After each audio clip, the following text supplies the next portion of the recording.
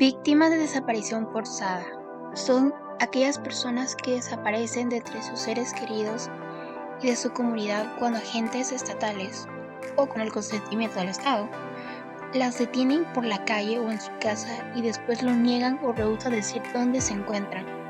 En algunos casos, quienes llevan a cabo las desapariciones son actores no estatales armados, como grupos armados de oposición. Sea como sea, la desaparición forzada es siempre un delito de derecho internacional.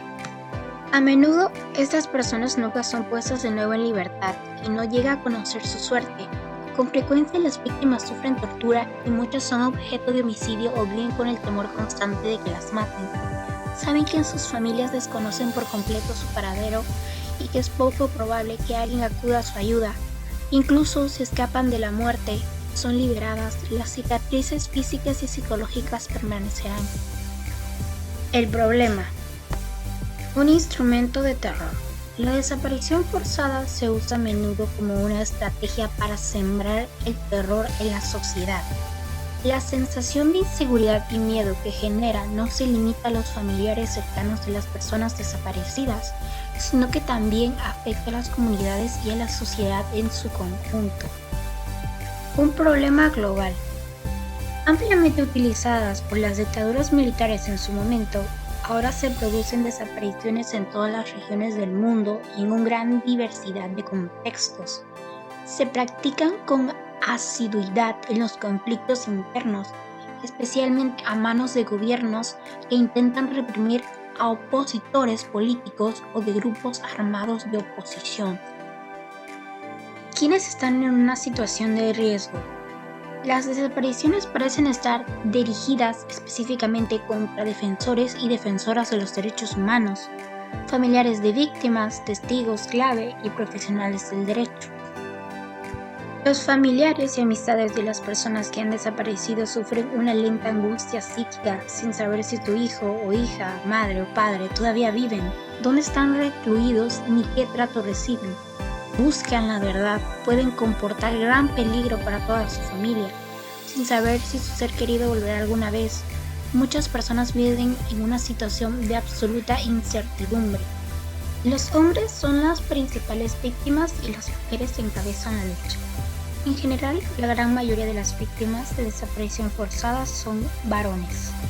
Sin embargo, las mujeres son quienes generalmente encabezan la lucha por averiguar lo ocurrido durante los minutos, días y años que transcurren desde la desaparición, exponiéndose ellas mismas a sufrir intimidación, persecución y violencia. Las personas desaparecidas suelen ser el principal sostén económico de la familia, la única capaz de cultivar el campo y llevar el negocio familiar.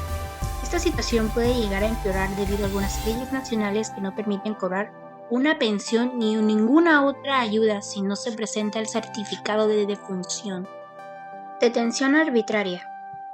Muchas víctimas de desaparición forzada son detenidas o recluidas de forma arbitraria, es decir, detenidas o recluidas sin ninguna orden de detención. Tortura.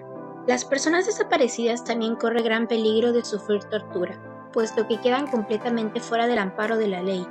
La falta de acceso de las víctimas a recursos judiciales las deja de una situación aterradora de completa indefensión. Las víctimas de desaparición forzada también corren un mayor peligro de sufrir otras violaciones de derechos humanos como violencia sexual o incluso asesinato. Convención contra las desapariciones. La Convención Internacional para la Protección de todas las personas contra las desapariciones forzadas entró en vigor en 2010.